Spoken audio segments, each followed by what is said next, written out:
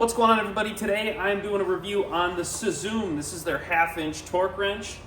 It has a 72 tooth ratchet head, and it goes from 10 foot-pounds, your minimum torque spec, all the way up to 170 foot-pounds. They say the tolerance for your torque spec is in a range of plus or minus 3%. So that's pretty good. I have a socket on here just to show you the actual clicking, the mechanism when you actually hit your torque spec. But a couple things about the torque wrench that I can appreciate. Number one, it's an economical torque wrench. So if you do not have a torque wrench and you are working on machines or vehicles where they have specific items that require that torque spec, this is a must-have tool. Got a couple different torque wrenches. This is the 1/2-inch, of course. It's got a nice black finish. It's got a cool, like, anodized looking material collar here on the end. And so you got some cool looking accents, which is pretty sweet. When you store your torque wrench, you're going to want to store it at the minimum torque spec that the wrench will go to. You don't want to have that spring be sitting at 170 foot-pounds, throw it in there. That can affect how reliable and accurate these wrenches are.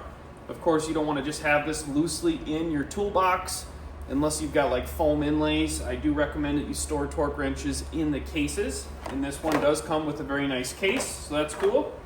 I will show you what it sounds like to have it actually be hitting the torque spec on a nut on this machine behind me here, but that's really all I have to say about the torque wrench. You've got Newton meters for your data on one side, and then you've got your foot-pounds on the other. So if I get close to the screen, hopefully you guys can see this here if I get close enough. Come on, focus up. There we go. So you pull down on this collar and you can twist and you can really dial in your specs for what you're going to have it set to.